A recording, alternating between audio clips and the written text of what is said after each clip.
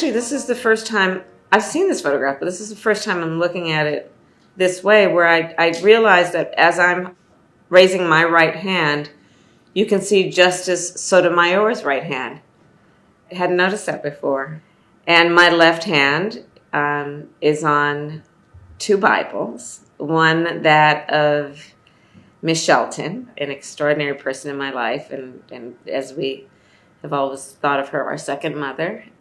And I also asked to borrow Thurgood Marshall's Bible.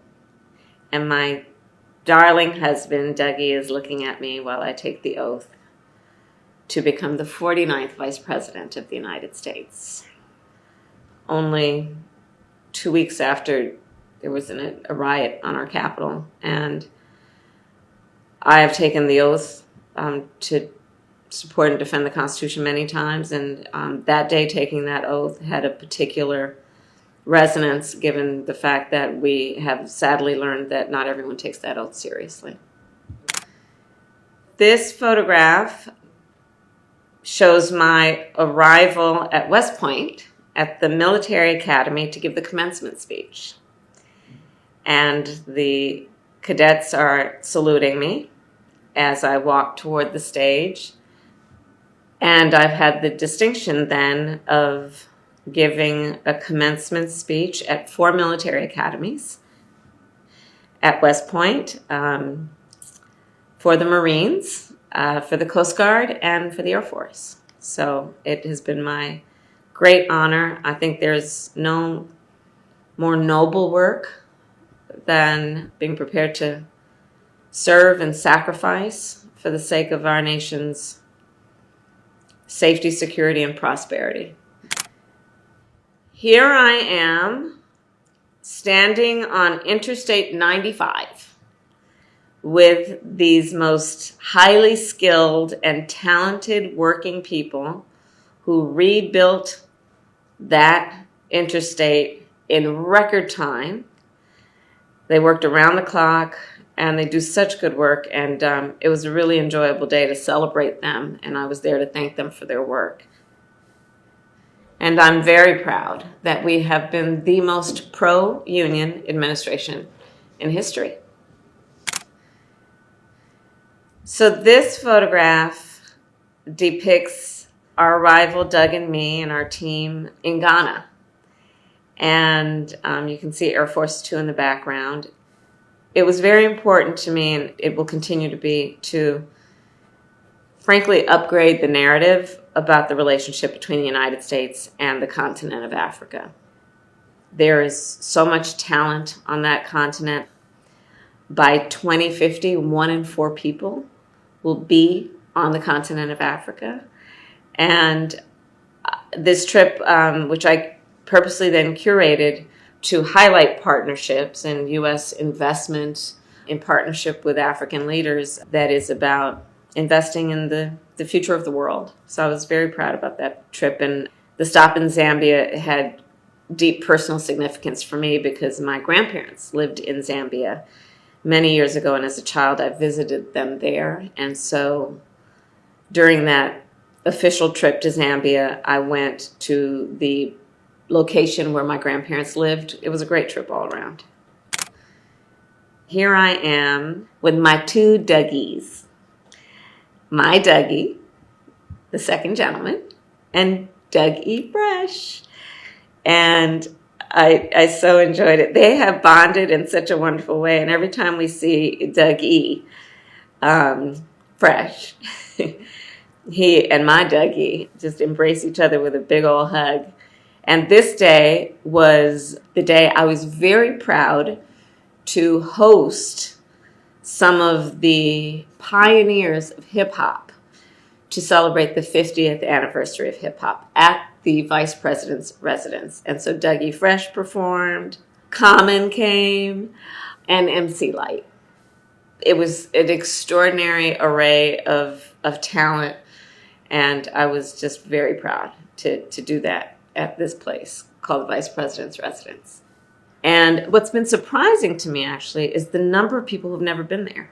And we've hosted an extraordinary number of events that have never been hosted at that house, celebrating Dia de las Madres, a huge pride celebration. Diwali. We have hosted DC public school students, which has been one of my greatest joys.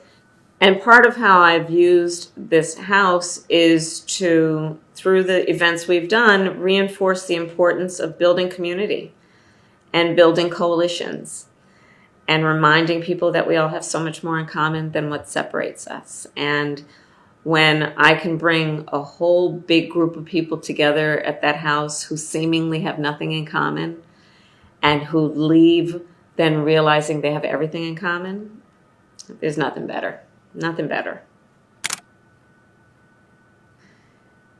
So this photograph was taken during my college tour, but it was actually a college age tour because it was colleges, universities, community colleges, and trade schools.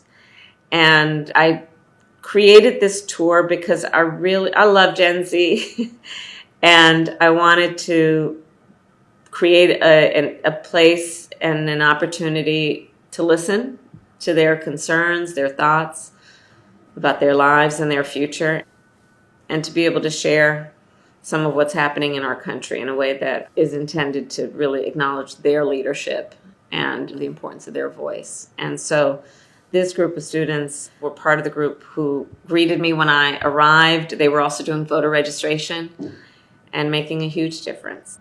And hundreds of students and young people would show up. They'd stand in line and wait for hours to get in. I love telling other people about how this generation is prepared to lead. They are wonderfully impatient. They're not going to sit around and wait for other people to get the job done. They're prepared to do it. And I love that about them. This photograph is when I went to a reproductive health clinic in Minnesota to highlight the important work that they are doing and to highlight what has happened in terms of the healthcare crisis that the Dobbs decision created and took a woman's right to make decisions about her own body. A lot of these clinics have had to close.